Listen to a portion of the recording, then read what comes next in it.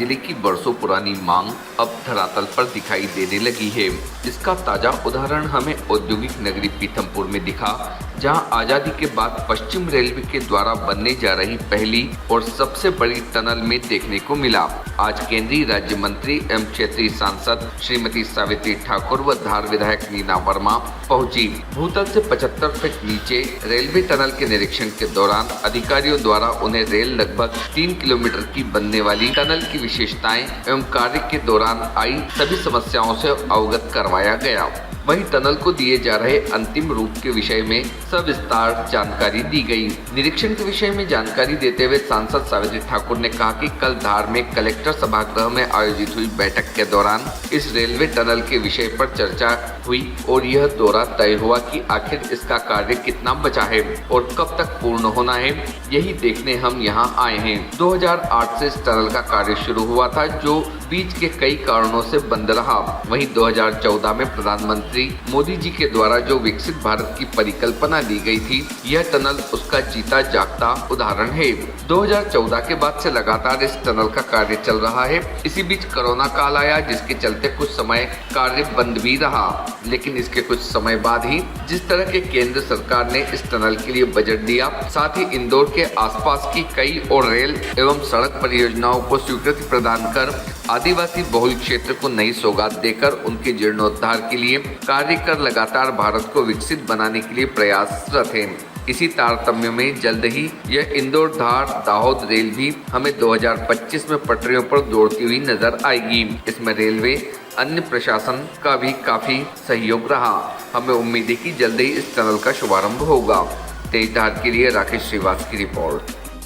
जी बता, आज जो रेलवे के सुरंग का निरीक्षण किया आपने? रेलवे की कल हमने बैठक ली थी धार में कलेक्टर सभागृह में। वहीं पे तय हुआ कि जो ये काम चल रहा बहुत दिन से चल रहा है, तो जब वहाँ बैठक में तय हुआ कि भाई इसको आज निरीक्षण के लिए कल जाना है, तो हमने इसलिए देखा है कि ये कब तक हमारे जो आज से कई समय से 2008 से इसका शिलान्यास हुआ, अब तक काम चल रहा है।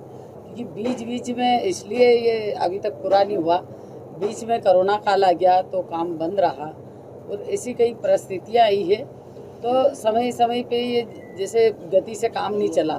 2014 से लगातार माननीय नरेंद्र मोदी जी की जो सरकार आई है और उन्होंने जो अब जो उनका प्रयास है, जो विकसित भारत का जो सपना देखा साकार होते हुए दिख रहा है। आज जो हमने निरीक्षण किया, इसको देखते हुए लगता है कि जो माननीय मोदी जी की जो सोच और उनका जो सपना है, वो जरूर साकार होते हुए हमको दिखता है।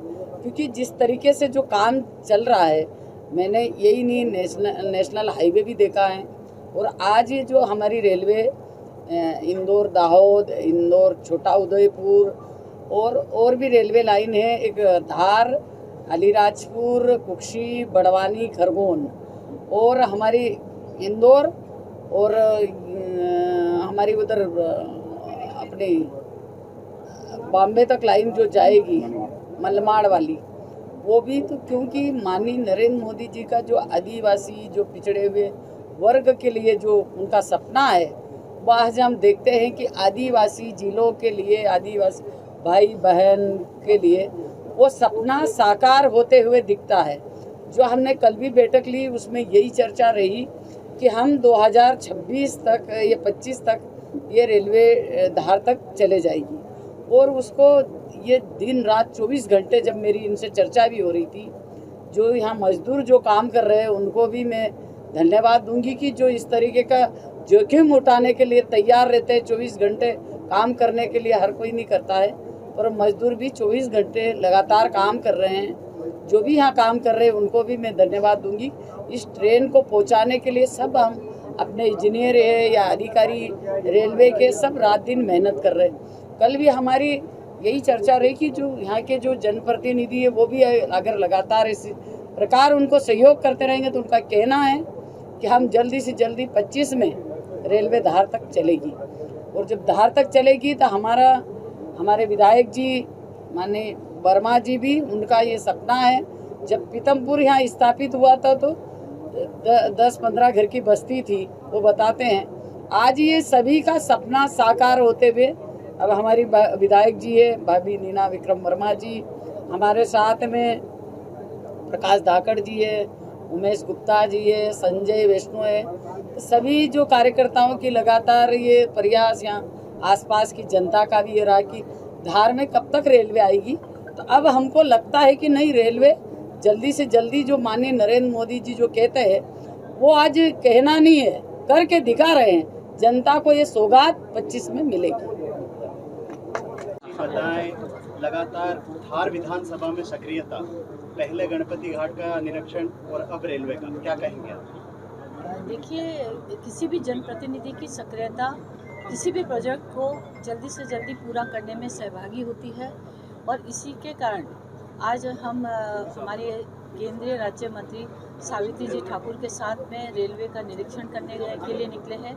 मीटिंग के पश्चात ये निर्णय किया गया कि अभी यदि हम स्पॉट पर जाकर के देखेंगे तो वहाँ करने वाले कर्मचारी और अधिकारी, मजदूर, सबकी समस्याओं का समाधान होगा। अगर कोई प्रॉब्लम है तो स्पॉट पर उसको हल करने का प्रयास किया जाएगा, और सभी के सहयोग से इस प्रोजेक्ट को पूरा करने का हम जल्दी से जल्दी प्रयास कर रहे हैं। माननीय प्रधानमंत्री मोदी जी का जो सपना है अति पिछड़े जगहों को विकसित करना और जो जनजाति पिछड़ी है उनको सुविधाएं उपलब्ध कराना, ताकि क्षेत्र का समुचित विकास हो सके।